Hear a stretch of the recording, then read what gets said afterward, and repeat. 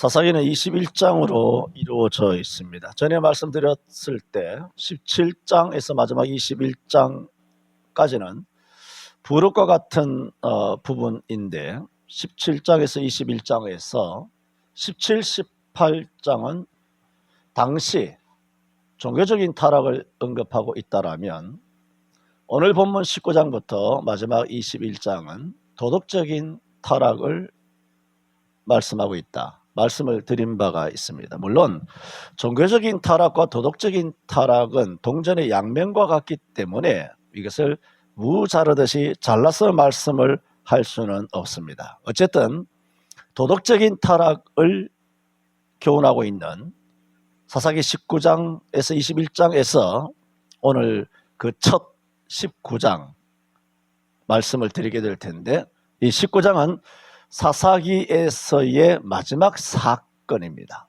마지막 사건을 다루고 있는 말씀으로서 말하자면 여호수아 장군을 통하여 이스라엘 12지파는 전부 다 각 지파대로 그런 땅을 다 기업으로 이미 받았습니다.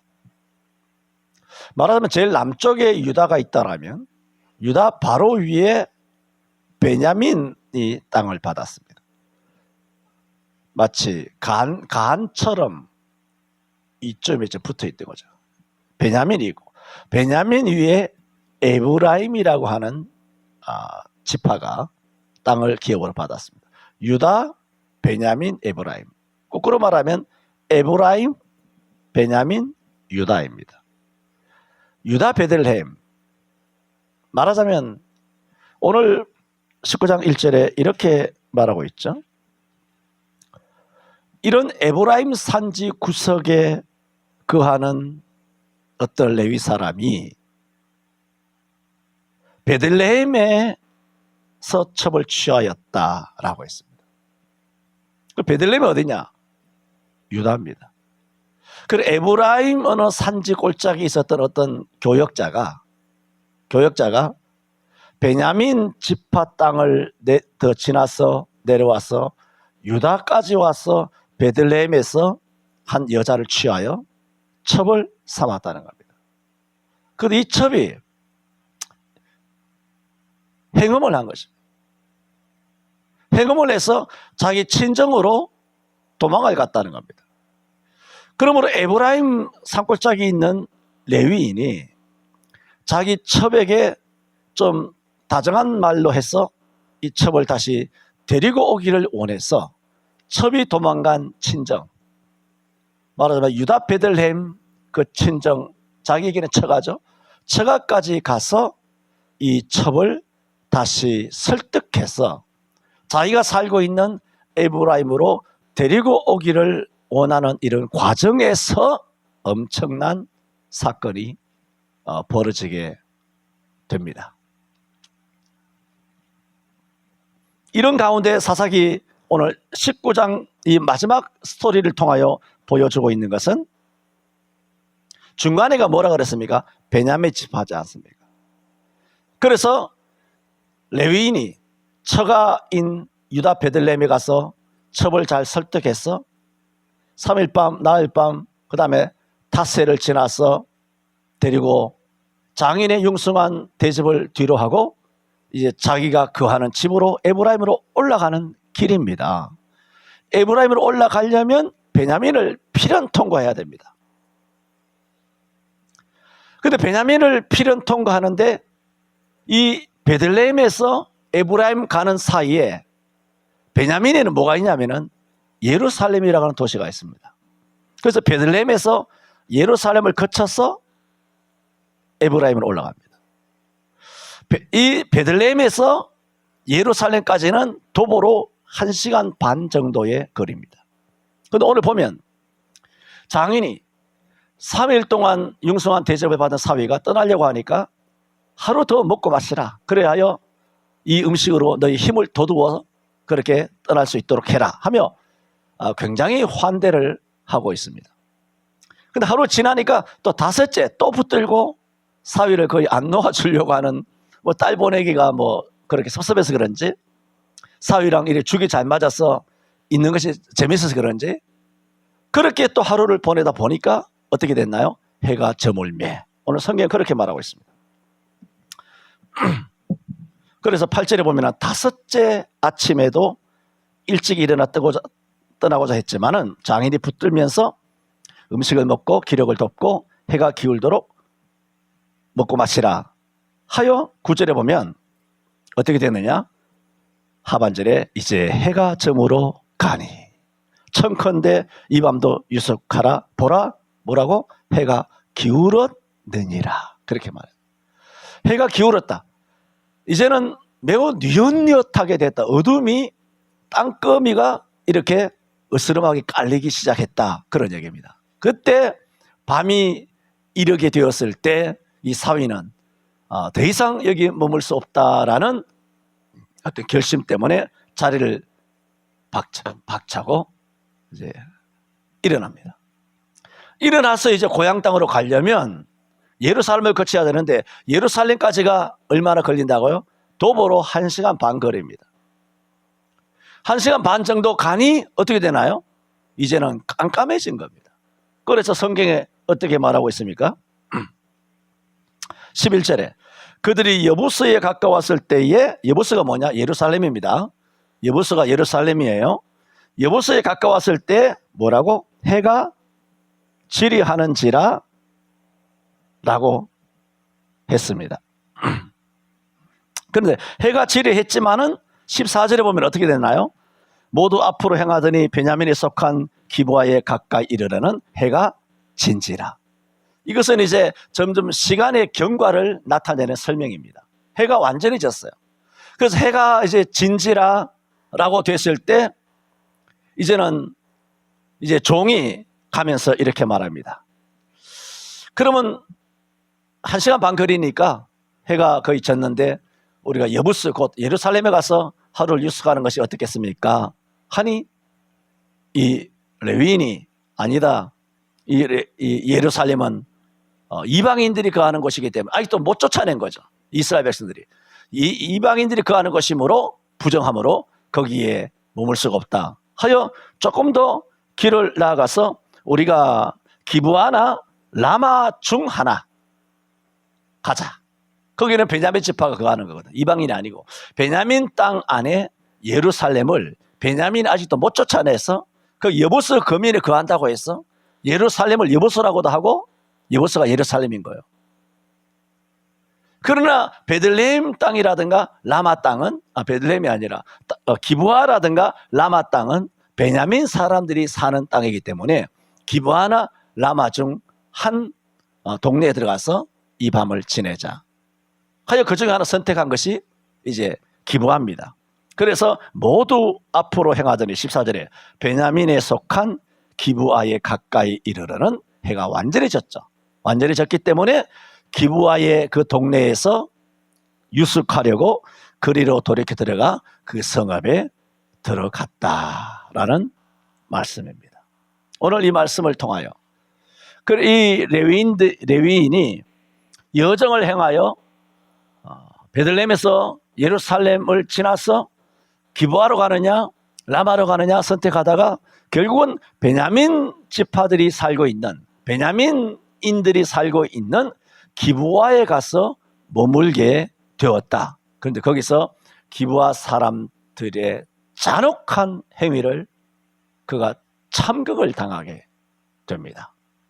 그래서 오늘 이 본문 사사기 19장에서 마지막 사건을 통하여 우리에게 보여주고 있는 것은 이스라엘 자손들이 가나안 땅에 정착한 이후에 얼마나 도덕적으로 타락했는가 그걸 말씀하고 있습니다. 여러분, 가나안 땅은 하나님께서 아브라함 때부터 약속의 땅으로 선물처럼 주신 겁니다.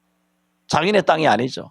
자기들이 심지 않은 것, 파지 않은, 짓지 않은 그런 집에 거하게 하시는 남의 땅을 빼앗아서 당신의 약속의 후손들에게 준 땅입니다. 그렇게 약속으로 주신 선물 같은 땅인데 그들은 그 땅에 거한다면 오늘 한나처럼 하나님이 약속대로 수백 년 전의 약속을 그대로 지켜서 젖과 꿀이 흐르는 가나안 땅을 선물로 주셨지 않습니까? 여호수아를 통하여 12지파 공이 가나안 땅을 다 12지파가 자기 땅을 기업으로 다 받았습니다. 그러면 얼마나 하나님을 위하여 제대로 살아야 하겠습니까? 우리나라가 거지 같은 나라에서 이렇게 어마어마한 세계 최고예요. 여러분, 세계 최고의 선진국에서 이런 내란, 말하자면 이 국회의 내란이잖아요. 민노총의 내란, 빨갱이 내란, 친중 친북자들의 내란, 한나라당 국회의원들의 내란, 언론, 모든 언론 방송들의 내란, 경찰과 이 사법부들은 개 같은 놈들인데, 이런 사법부들의 이런 내란, 우리나라 상권분립이 없어요. 법이 없어요, 지금. 이 법. 무법천지인 거예요. 무법천지. 법대로 하는 것이 아니라 무법천지인 거예요. 무법천지. 정말 이런 수준의 전 세계가 선망하는 최고로 강한 나라인 우리 대한민국이란 선진국 수준의 나라가 이렇게 쿠데타로 온갖 내란과 그런 혁명을 통하여 뒤집는 나라는 2000년 세계사에 전혀 없습니다. 현직 대통령을 이렇게 영장 집행한다고 전 세계에 우사를 시키고 대한민국을 정말 넘새서 이렇게 쪽팔리게 만들고 전 세계 여권 파워가 대한민국이 넘버2인데 일본 다음에 우리나라 여권. 그래 중국 짱깨 거짓 새끼들이 유럽에 가면 제일 열받는 게 뭐냐 하면 대한민국 여권 가지고 있는 사람은 다 프리패스예요. 파이브 아이즈처럼 미국, 영국, 오스트레일리아, 뉴질랜드, 그런 캐나다처럼 이런 선진국처럼 여권 심사 안 받고 인터뷰 안 하고 바로 프리패스로 뭐 프랑크푸르트든 베를린이든 파리든 런던이든 그냥 프리패스하고. 근데 중국 놈들은 지들 따라 자기들 스스로 주동아리에서 지들 스스로 G2라고. G2라는 말은 전 세계에 없는 말. 그걸 어느 나라에서 하느냐? 중국 놈 거지들만 G2라고 그러고 친중 빨갱이 우리나라 언론들만 맨날 G2 하는 거지. 뭐가 그 거짓 새끼들이 그 G2 후진국인데 그놈들은 전 국민의 GNP가 5,000달러도 채되지 않는 거지 같은 나라인데 우리나라는 35,000달러란 말입니다. 그런 거지 같은 놈들이 해외에 많이 놀러 다니지 않습니까? 나름대로 놀러 다니면 그놈들은 줄 서가지고 뭐 인터뷰하고 왜 왔느냐 저리 갔느냐 하면서 물건 마약 넣었느냐 안 넣었느냐 뭐 비싼 거 넣었냐 말았느냐 하면서 다 줄 서서 하는데 아니 일본 사람 건너가는 것도 인정해. 지들은 영국 사람 건너가 독일 사람 건너가. 그런데 자기들에는 발에 때같이도 않고 문재인이 우리는 대국인 중국의 말잔등에 앉은 그 꼬리에 붙은 우리는 똥파리입니다. 뭐 쎄쎄쎄쎄 하고 여기 한나라당이든 민주당이든 아침 새만 되면 중국을 향하여 동방세배를 하면서 쎄쎄 안거리 새끼들이 없는 겁니다. 국회의원이. 민주당은 그런 거 아닙니다. 한나라당 안에도 얼마나 개같은 새끼들이 많은지 하여튼 국회의원들은 전부 다 새끼에 다 걸린 거예요. 이놈들이 다 완전히 새끼에 걸린 거예요. 다 그래 붙이거든. 북한은 말할 것도 없고요. 그렇게 친중 친북자들 그렇게 전부 다 와서 그랬잖아요. 문재인이가 저 중국에 가서 혼밥을 7개인지 9개인지 처먹을 때 중국의 외교부 장관이가 아주 별것도 아닌 것이 문재인 등을 툭툭 치면서 대통령을 일국의 대통령 등을 툭툭 치면서 그리고 KBS인지 MBC인지 그 모든 기자들도 얻어 터져가지고 시진핑의 그 경호원을 얻어 터져도 입도 뻥끗 못하는 이런 굴욕적인 그런 중국에 방문한 문재인 5년 사이의 흑역사 우리는 잘 기억하고 있지 않습니까? 그랬던 대한민국의 대통령도 자기들 와서 발에 떼같이도 안 하고 대국이다 하고 동북공정에서도 아가리 쳐닫고 고구려도 지들 땅인 척 해도 우리나라는 역사적으로 대항도 못하고 입국도 하고 일본만 맨날 갖다 조지는 이런 진짜 친일론자들. 그래놓고 지금 전 세계 작년 2024년도에 일본에 수많은 외국인들이 다 관광을 했는데 그 관광을 말씀드렸잖아. 관광객 중에 1위를 찍은 것이 대한민국 사람들이 다 간 거예요. 반일하면서 일본 가서 스시 처먹고 말이죠. 반미하면서 지새끼들은 전부 다 미국 유학 다 쳐보내고 말이죠. 이런 이율 배반지고 이중 인격자 그런 새끼들이 누구냐? 그런 놈들이 바로 빨갱이인 거예요. 일본은 가고 싶고 미국은 가고 싶고 이러니까 CIA에다 그 신고하니까 지금 못 나오잖아. 전부 다 반일 반미하는 새끼들이 미국 못 갈까봐 절절매가지고 저 민노총 그 모든 시위들이 완전 개박살나고 모이지도 않는 거 다 알잖아요. 그러나 이 태극기 부대 하나님을 위한 이 부대들은 2030 젊은 청년들이 그 무슨 역이야? 여의도에 한남역이야? 거기 애들 올라가는데 막 새카맣게 그렇게 2030 아이들이 다 올라가서 그렇게 열렬하게 하고 있는 겁니다.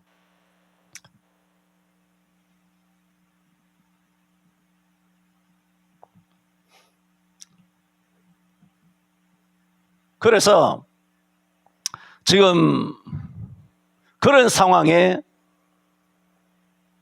우리나라가 그렇게 빠져 있습니다. 지금 말씀드리는 것은 뭡니까? 이 사사기에서 뭐라 그럽니까? 이런 약속의 땅, 이런 거지 같은 땅, 일제 36년 동안 6.25에 전폐됐잖아요. 완전히 파괴 다 됐어. 진짜 거지 같은 삶이었잖아요. 그런데 이렇게 기적같이 이 나라를 세워놨어요. 그런데 뭐 국회의원이나 언론이나 기자나 간에 그놈들 한 10,000명도 안 될 거예요. 그 10,000명이 돈 처먹고 네이버니 카톡이니 KBS니 전부 다 돈 다 처먹고 전부 다 친중 좌빨이 돼가지고 나라를 전부 다 집어삼키고 그들은 아마 10,000명도 안 될 거예요. 5,100만 명의 운명을 그들이 5,100만 명을 털도 안 벗고 이 대선진국을 중국 놈들의 식민지로 만들려고 하는 거예요. 전에도 자주 말씀드린 것처럼 조선이 일본에 팔린 것은 이완용이 아닙니다. 이것도 다 이 좌익 역사학자들이 그렇게 만든 거예요. 다. 우리나라 근현대사는 다 거짓말이에요. 어떻게 이완용이 일본에 팔 수 있습니까? 그 친구는 실무진이에요. 누가 콜해야 실무진이 나가서 타협을 하고 우리 고종이라고 하는 왕을 어떻게 대우할 것이냐. 일본에 있는 황족들보다 일본에 있는 국무 대신들보다 이 새끼들이 일본에 가서 천황만큼 대우를 받고 산 거야. 고종의 후예들이. 왜? 75%가 노예니까. 맨날 백성들을 사고 파는 것이 습관이 됐으니까 일본이 돈을 더 준다고 하니까 그냥 털 담고 나라를 팔아 처먹은 거야. 이게 누구냐면 이재명이 새끼인 거야, 이놈이. 여러분은 노예야. 노예처럼 본 거야. 조선인민주의 그런 북한 세계를 생각하는 사람들은 저와 여러분을 개돼지로 생각하고 돈 받고 팔 수 있는 거예요. 그래서 중국에 돈 처먹고 대한민국을 털도 안 꺾고 대선지국, 그때는 일제시대 때는 거지 조선이잖아. 지금 이 어마어마한 이 대한나라, 전 세계 화학, 석유, 철강, 조선, 무기, 반도체, 건설, 전 세계 최고의 탑을 찍고 있는 우리나라예요. 이런 능력을 갖고 있는 나라는 전 세계 원자리까지 대한민국밖에 없습니다, 여러분. 전 세계 대한민국밖에 없어요. 미국도 못해요, 그거를. 미국이 하지 못하는 모든 산업과 첨단 기술을 뒷받침해주는 게 누구냐면은 전 세계 한국밖에 없어요. 영국, 독일, 프랑스, 이탈리아, 거지 같은 그리스, 포르투갈, 스페인, 캐나다 아무것도 없잖아요. 전 세계 유일하게 대한민국밖에 없어요. 그러므로 중국 놈들이 대한민국을 잡아먹으면 이거는 미국과 전쟁에서 승리하는 거예요. 그러면 이 10,000명도 채 안 되는 것들이 지들이 돈 몇백억씩 받아 처먹고 부정투표해가지고 국회의원 배지 달았다고. 지들은 노동당 강부로, 지들은 신분제로서 북한의 그 빨갱이 노동당들처럼 상류층으로 살고 북한의 99%는 잘못 거지 노예 지옥 같은 삶을 살듯이 우리의 앞날은 그렇게 예정되어 있어요. 그것을 윤석열이가 고육지책으로 살신성인으로 육참골단으로 자기 자신 한 몸을 던져서 나를 들여 물에 던지라 한 거예요. 십자가 진 거예요, 그 인간이. 윤석열이가. 할렐루야. 믿든 안 믿든 나는 외치는 거예요. 손현배 목사님 같이 인격적으로 못합니다. 내려가서는 내가 얼마나 부드러운 남자입니까? 홍지사님 인정합니까? 내가 쓴소리 합니까? 내려가서 11조 안 한다고 내가 뭐 압박을 줍니까? 내가 얼마 전에 들었는데 와, 하늘 아래 이런 교회 재정부장 없습니다. 아무개 집사님이 족장헌금을 연 한 몇백만 원 했어. 연. 몇백만 원 하시는 분은 많아. 하셨는데 작년에 뭐 175만 원 뭐 작정을 했나 봐. 그러더니 연말에 한 300만 원인가 헌금을 한 거야. 그런데 금년 2025년도 새롭게 작정하면서 뭐 150만 원을 썼다나 170만 원을 썼다나 쓰는 걸 보고 재정부장이 불러는 거야. 뒤로 화장실 불러가지고 집사님 복을 받아놓고 이거 뭐 하는 겁니까? 300만 원 쓰세요. 그걸 나한테 보고를 하는 거예요. 내가 깜짝 놀랐습니다. 목사도 그렇게 말 안 하는데 이게 내가 없는 데서 화장실 뒤에서 성도들 불러가지고 이거 족치고 앉은 거야. 재정부장이. 나 이런 재정부장이 있다는 것은 우리 역대 재정부장 한번 들어봅시다. 그리고 들어봤습니까? 어느 교회에서도 못 들어봤어. 옛날 70년대 이전에 목사들이 그랬거든. 건축원금 아무개 안수집사님, 권사님 이번에 장로 되시는데 뭐 1,000만 원 내시고 또 건축원금 하는데 뭐 5천만 원짜리 오르간 하시고 뭐 커튼 하시고 뭐 교회 별관 지어야 되는데 종탑 올려야 되는데 교회 뭐 차를 새로 사야 되는데 안수집사들 뭐 한 500만 원씩 그건 목사가 불러서 하는 거거든요. 그 내가 그런 거 해야 안 해요? 안 하잖아요. 나는 간이 콩알만 하거든. 내려가서는 내가 입도 뻥거 못 합니다. 입도 뻥거 못 하고 그럼 뭐 적장금 10만 원 하나보다 그러면 10만 원 하는 것보다 하나님 뭐 그렇게 하시는 걸 내가 어떻게 하겠느냐. 입도 뻥긋 하지 않죠. 11조 안 한들 내가 뭐라 그럽니까? 주일 어긴들 내가 뭐라 그럽니까? 여러분이 무슨 짓을 한들 내가 내려가서는 그런 쓴소리 들어보신 분 손 한번 들어봐 있나? 안 합니다. 나는 내려가서는 절대로란 말은 피할게요. 그렇게 한 기억이 없습니다. 위에서만 하는 거죠. 위에서만. 뭔 이야기를 드리다 말씀드렸나? 이처럼 손현보 목사님은 강단에서는 참 나와 메시지의 그 성격이 뭐 같은 성경이니까 같은 성령이니까 비슷한 메시지지만은 그분은 강단에서는 참 단정하게 그리고 성도들 마음 안 다치게 그렇게 조곤조곤하게 하시면서도 딱 내려가면 새벽기도 빠졌다고 파 다 뽑아버리고 고추 다 뽑아버리고 느헤미야처럼 음행하고 자포냈다고 머리털 다 뽑아 족장들 다 머리털 다 뽑아버리고 그러니까 손현보 목사님은 느헤미야처럼 다 뽑아버리는 머리털 다 쥐어 뽑아버리고 나는 내려가서는 그렇게 하지 않는다. 그런 말씀을 드리면서 그래서 우리나라가 이렇게 잘 살게 됐는데 단 10,000명도 되지 않는 이런 새끼들이 우리 5,100만 지금 5,100만 정도가 아니잖아. 여러분의 아들, 딸 보세요. 이 땅에서 누가 삽니까? 손자, 손녀들이 다 살아요. 나중에 이놈들이 다 공산주의 소년단이 됩니다. 공산주의. 중공처럼 된다는 거예요. 중공처럼. 끔찍하지 않습니까? 그거를 이렇게 몰아가는 겁니다. 한나라당이든 민주당이 똑같이 뭐합니까? 대통령제의 어떤 그 나쁜 점을 열거하면서 어디로 가려고 하느냐? 내각제로 가려고 하는 거예요. 지금 내각제가 뭡니까? 입법 독재로 가겠다는 거죠. 지금 대통령제니까 이런 내각제라고 하는 내각제는 아니니까 입법 독재를 하면 독재가 되는 거예요. 그래서 내각제를 하면 여야가 300명 그 새끼들만 서로 입을 맞추는 거야. 그래 맨날 배지 주거니 받거니 지들만 달고 지 새끼들 달고 그래 사시 없이고 로스쿨로 만든 것도 다 지 새끼들 다 그 인터뷰 해가지고 서류 해가지고 다 집어넣으려고 로스쿨도 다 그거예요. 사시는 실력을 하는 거예요. 그래 로스쿨들은 어떻게 합니까? 자기 아버지가 부장판사고 헌법재판소에 하면 기 들어갑니다. 다 로스쿨 고대 로스쿨 서울대 로스쿨 다 기 들어가서 나중에 다 금배지 달고 변호 쌈내 뭐네 해가지고 나와가지고 재판정에 앉아가지고 지금 이렇게 김일성 장학금 받은 새끼들 아닙니까? 다 지금 헌법재판소고 대법관이고 다 그래 어제 보내주고 봤죠? 봤어 못 봤어? 그게 1~2번이 아니에요. 지금 대한민국에 쫙 깔려 있어요. 서부지법의 개같은 이 부장판사도 그 개같은 영장을 발부하는 이런 이런 새끼가 어디 있습니까 이게? 뭐 형법에 100일조인지 이걸 헌법에서 제외하고 지멋대로 법을 제외하고, 그러면 앞으로도 국회의원도 불체포 특권이라고 하는 법이 있는데 불체포 특권은 제외하고 이재명을 잡아라. 체포영장에다 불체포 특권을 제외한다. 그러면 앞으로는 국회에 과반수의 동의가 없어도 체포가 됩니까? 그러면? 그래, 이재명도 체포되고 또 누구야? 그 조국이도 체포되고 범죄한 민주당 국회의원 새끼들 많지 않습니까?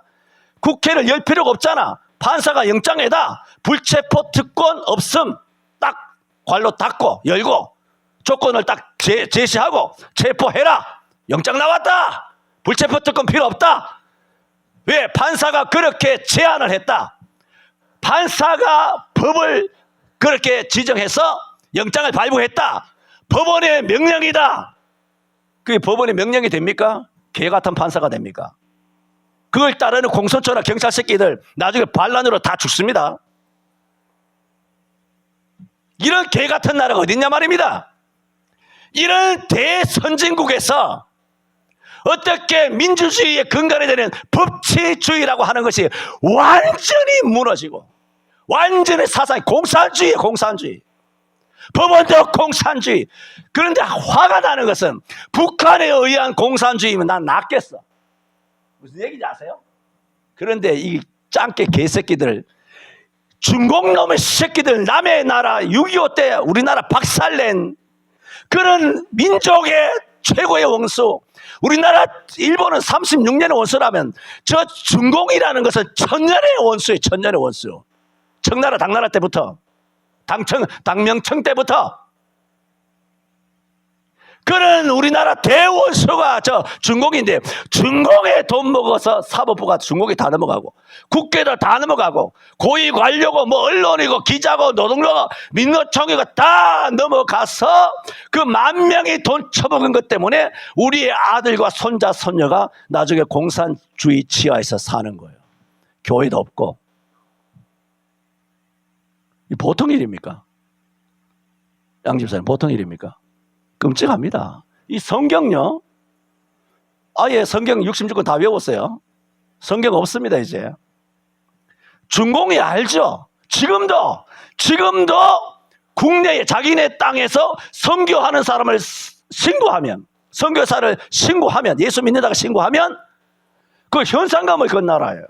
교회 불 지르고 이런 망나니, 그 문재인이 그렇게 하는 거 아니야. 그대로 받았거든. 중국에 그대로 다 전략 그대로 자기도 하는 거예요. 그게 뭐냐? 북한 공산주의자가 아니라 이 새끼들은 중공 공산주의자들이에요.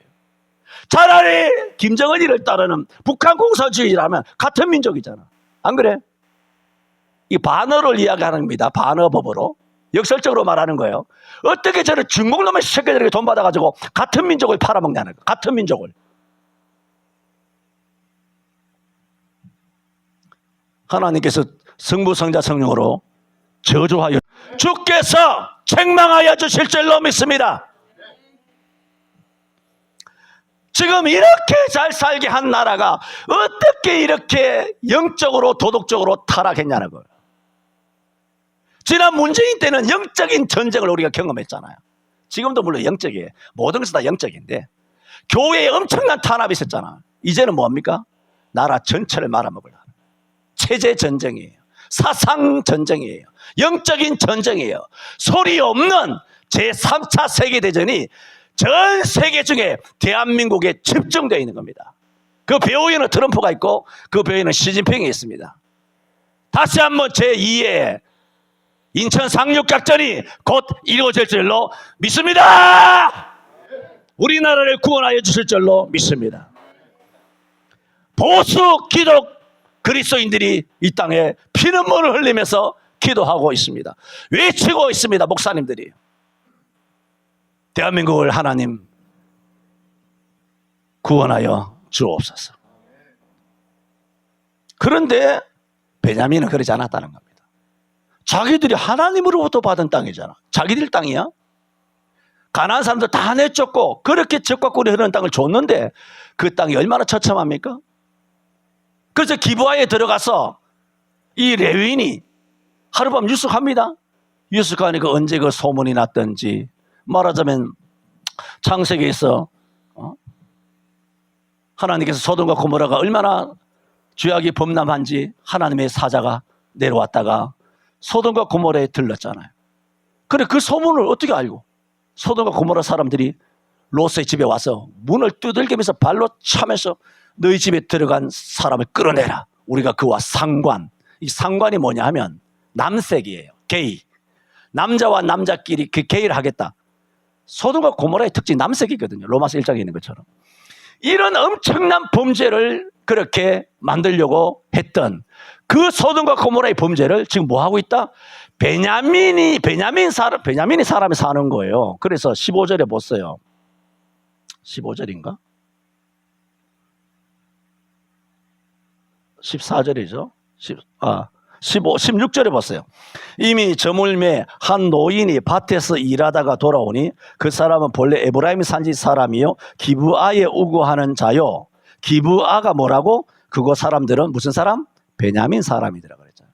그래서 이 레위인이 첩을 데리고 이제 기브아에 왔다 그랬잖아요. 기브아에 와서 유숙하는데 기브아에는 어느 사람들이라고? 베냐민 사람들이라고. 그래서 이 베냐민 사람들의 악함을 지금 소돔과 고모라를 비유해서 지금 설명을 드리는 거예요. 똑같은 범죄를 이들이 행하려고 한 거예요. 그래서 너희 집에 오늘 손님이 왔다며, 손님이 왔으면 그 남자를 끌어내라 하며 그 베냐민 사람들이 살고 있는 그 기브아 거민들이 이 에브라임에서 온 한 노인이 손님을 받아들였다고 해서 이 레위인을 끌어내라는 거예요. 똑같은 거예요. 남색을 하겠다는 거죠. 그러니까 이 손님을 이렇게 소홀하게 대접해서는 안 된다. 손님의 위해가 있어서는 안 된다. 그런 어떤 일말의 양심이 있어서 그러게 하지 말라. 이것은 옳지 아니하다 하여 내 딸을 내놓고 이 사람의 첩을 내줄 테니까, 이것도 참 옳은 게 아니잖아요. 이 말이 안 되잖아요. 그런데 어찌 저때 하다 보니까 오늘 성경에 보니까 첩만 나갔나 봐. 첩만 나갔는데 기브아 사람들이 밤새도록 집단 윤관을 한 거죠. 집단 윤관해서 이 여자가 동틀역점 되어서 죽는 힘을 내고 해서 자기의 남편이 되죠. 어쨌든 남편인 머물고 유숙하고 있는 이 한 노인의 집 문턱에 이르러서 마지막에 끝까지 손을 닿기를 원했지만 사망에 이르게 됩니다. 그런데 이 레위인도 참 신기합니다. 그 이튿날 일어나 집을 떠나고자 그렇게 하더라고요. 아니 밖에 밤새도록 그 첩년이 나갔으면 얼마나 불안하고 염려됐을까. 찾아볼 생각은 안 하고 이제 갔겠거니 없어졌겠거니 죽은지는 모르고 그냥 자기는 떠나려고. 그건 다음에 있죠. 27절에 그의 주인이, 그래 레위인이에요, 일찍이 일어나 집 문을 열고 떠나고자 하더니, 아니 첩이 어떻게 됐는지 살펴볼 생각도 안 하고 그냥 자기 길만 행하려고 포기하고 가는 거. 여자 버려버리고 이젠 버린 몸, 뭐 죽든지 살든지 저기 가서 살든지 생사와 안정에 대해서는 아무 관심 없고 그냥 자기 길을 나서려고 아침에 나갔다는 거예요. 야, 이런 냉혹한 레위인이 어디 있습니까? 그래서 오늘 첫 번째 드리는 말씀은 뭐냐? 어떤 레위인이 첩을 취하였다. 그 첩이 행음하고 친정으로 갔는데 그 여인을 다시 데리고 오기 위해서 에브라임에서 베들레헴까지 갔다가 돌아오는 어떤 레위인입니다. 자, 얼마 전에 우리는 에브라임 산지인 거기에 미가 집이잖아요. 미가 17장에서 봤잖아요. 에브라임 산지 미가의 집에 베들레헴에서 어떤 소년을 레위인이 왔다 그랬잖아요. 소년을 레위인. 소년을 레위인이에요. 그런데 오늘 19장에는 그 한 레위인을 어떻게 말했냐면은 어떤 레위인, 그래, 어떤 레위인. 소년 레위인이라는 것은 어린 레위인이란 거예요. 어린 레위인이라는 것은 어린 아이들까지 타락했다는 거죠. 어린아이들까지 연령을 초월해서 타락했다는 거죠. 어린애들까지. 사춘기 초중고등학생들까지도 이렇게 어린 놈들이 다 타락했다는 거예요. 17장은. 근데 19장에서는 레위인은 어떻게 말하냐? 어떤 레위인, 불특정 다수를 이야기하고 있어요. 어떤 레위인이라는 것은 어떤 사람을 딱 직시하지 않아요. 그게 무슨 뜻입니까? 어떤 레위인이 첩을 삼았다는 것은 이게 뭐냐? 당시 레위인 전체가 타락했다는 그런 뜻이에요. 어떤 레위인? 한 레위인이 아니잖아요. 그 당시에 목사들이 다 타락했다는 거죠. 장로들이고 예수쟁이들이 다 타락했다는 거예요. 어떤 레위인? 첩 삼은 거 보세요. 이 레위인이 한 행동을 한번 보세요. 그래, 첩이 끌려나가서 죽었는지 살았는지 관심도 없고, 새벽에 동이 트니까 자기 갈 길 바쁘다 하면서 말을 타고 자기 길 나서려고 문을 나서니까 자기 첩년이 앞에 밤새도록 고통을 당하다가 죽어 자빠져 있는 것을 본 겁니다. 이런 상황이 얼마나 잔인합니까? 첫째는 베냐민 지파의 도덕적인 타락은 말할 것도 없고 잔악하잖아. 그리고 이 어떤 레위인이라고 하는 성직자잖아. 나름대로 어떤 레위인이니까 이 사람은 진짜 레위인이에요. 레위 직분을 맡을 수 있는 나이가 넘은 사람이라고요. 성직자죠. 그런데도 불구하고 첩을 삼은 것도 도덕적으로 타락했지만은 이 첩을 대하는 행동을 보면 첩이 행음하고 돌아갔을 때 다정한 말로 다시 데리고 오려고 하는 것, 뭐 그 첩인데도 불구하고 데리고 오려고 하는 것, 그래서 처가에 성의를 보이고 말 두 필을 갖고 내려갔다고 했으니까 그게 뭐 선물을 싣고 내려갔기 때문에 장인이 환대했는지 모르겠습니다만 어쨌든 처가 쪽에 잘해보려고 노력하는 것은 첩이긴 하지만 그래도 뭐 좀 하려고 하는가 보다 싶은데 자기가 딱 위기가 와서 첩이 밤새도록 끌려나가서 윤관을 당해서 죽었는지 살았는지도 여전히 모르는데 관심도 없이 문 열고 자기가 거하는 에브라임 산골로 나가려고 했다라는 것은 베냐민 사람은 잔혹하지만 이 레위인은 어떻습니까? 너무 냉혹한 사람이에요. 냉혹합니다. 여러분 오늘날 목사들 냉혹합니다. 우리 딸아이들 저기 김포에 있지 않습니까? 김포에 있는데 근데 어느 교회라 말은 하지 않습니다만은 우리 교단이에요. 우리 교단이고 아주 부흥도 되고 뭐 말씀도 좋고 훌륭한 교회예요. 훌륭한 교회인데 훌륭한 교회지만은 그 교회가 3부 예배를 하는데 뭐 그게 뭐 한 1000명에서 1500명 되려나. 그래서 내 마음에 확 드는 것은 뭐냐면 이래저래 가라 할 수 없지 않습니까? 그 사위가 있으니까 사위 중심으로 움직이니까 이미 또 시집간 딸이고 부모로부터 독립한 딸이기 때문에 내가 이 교회 가라 저 교회 가라 지금까지 한 적이 없어요. 그래 거기 해서 그 교회를 다니는데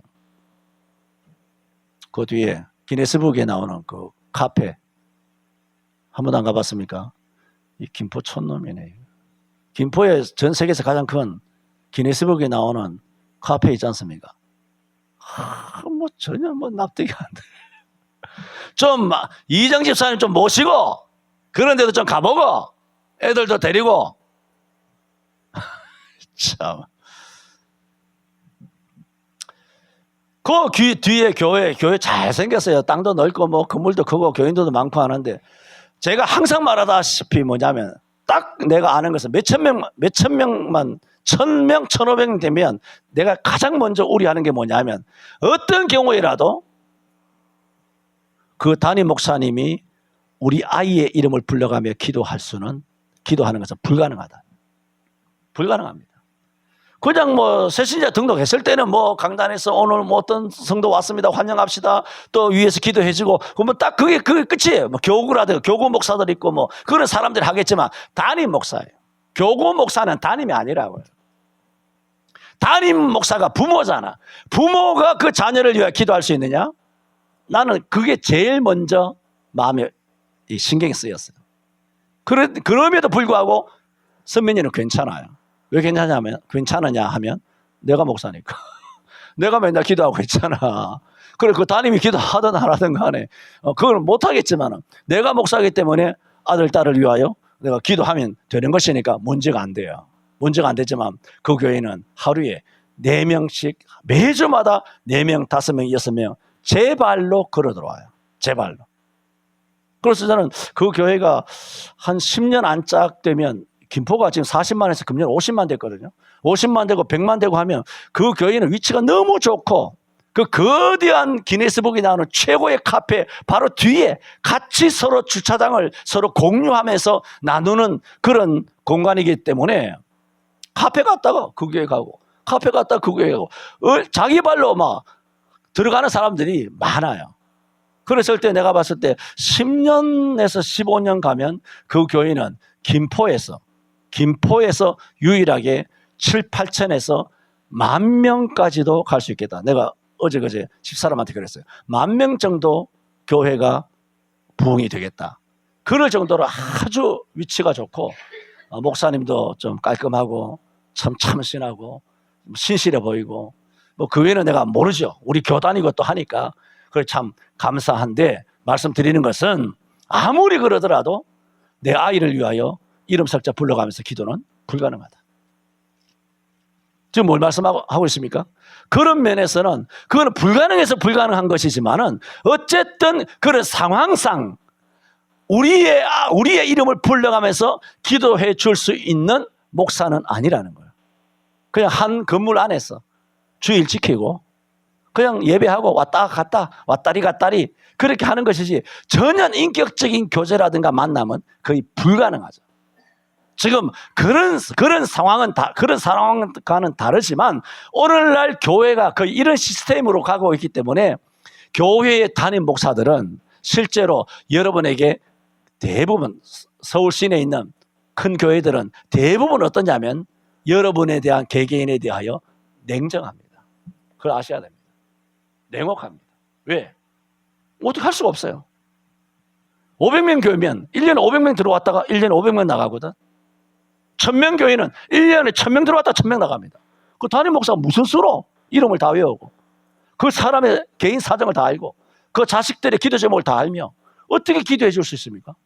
왔다 갔다 왔다 갔다 왔다 갔다 왔다 갔다 증명이 뭡니까? 어떤 교회는 점점 부흥한다고 하는데 큰 교회는 사람이 차고 넘치는데 왜 왔다 갔다 하냐? 한국교회 전체는 몇백만 명이 줄었잖아요. 안 그렇습니까? 300만, 400만 명이 줄었잖아요. 그 300만, 400만이 줄어서 교회 안 나와. 지금도 여전히 10만 명이라면 3만 명, 3분의 1이 안 나와요. 3분의 1이 교회 안 나온다니까. 왜? 영상예배. 2년 6개월 동안 교회 안 다니는 연습 훈련이 됐잖아요. 강한 훈련이 됐잖아요. 교회 안 다니는 훈련이 강력하게 된 거예요. 그 누가 했습니까? 목사님들이 했잖아. 그런데 큰 교회는 아무 걱정이 없어요. 왜? 대가리 수가 많으니까. 그게 무슨 얘기예요? 양을 3만 명이 잃었어요. 1000명 같으면 300명을 잃었어. 300명. 1000명이면 300명이야. 5000명 같으면 1500명 정도 양을 잃었어. 잃어도 목사님들은 강단에 서서 여전히 얼굴 내놓고 죄책감도 없고 그 양이 죽었는지 살았는지 오늘 1000년이 지난 밤에 나가서 문재인 시대에 어떻게 영적으로 윤관을 당해서 영적으로 처참하게 죽어나갔는지 그 담임 목사라고 하는 이 어떤 레위인으로 비유가 되는 불특정 레위인들 대부분의 당시 성직자들이 뭐냐? 자기 마누라조차도 첩의 안녕에 대해서도 아무런 관심이 없는 겁니다. 그저 지 한 몸. 금년에 사례가 잘 나오는가? 노예 가서 내가 노예장을 할까? 교회 부동산 괜찮은가? 교회 운영비가 잘 돌아가는가? 교회 운영비가 부족하지 않은가? 뭘 말하느냐? 교회 재정만 걱정하고 있는 겁니다. 여러분은 전혀 걱정하지 않습니다.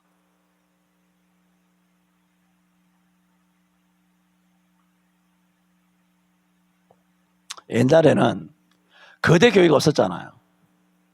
교회 크다 그래봐야 500명이었어요. 1980년 이전에.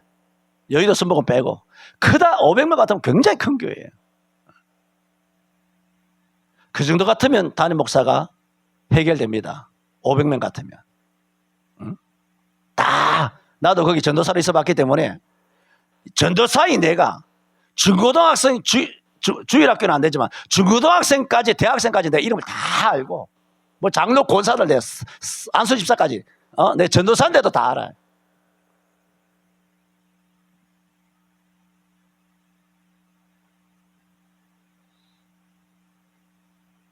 어떤 레위인이 자기 첩인데도 불구하고 이와 같이 배관시, 참 냉정하다, 냉혹하다. 어떻게 남편이 이럴 수 있는가? 어떻게 목사가 이럴 수 있는가? 하는 영적인 상태를, 도덕적으로 타락하고 영적으로 타락한 이 상태를 사사기 19장 어떤 레위인. 그래서 오늘 제목이 뭐예요? 어떤 레위인. 이라고 제목을 정한 거예요.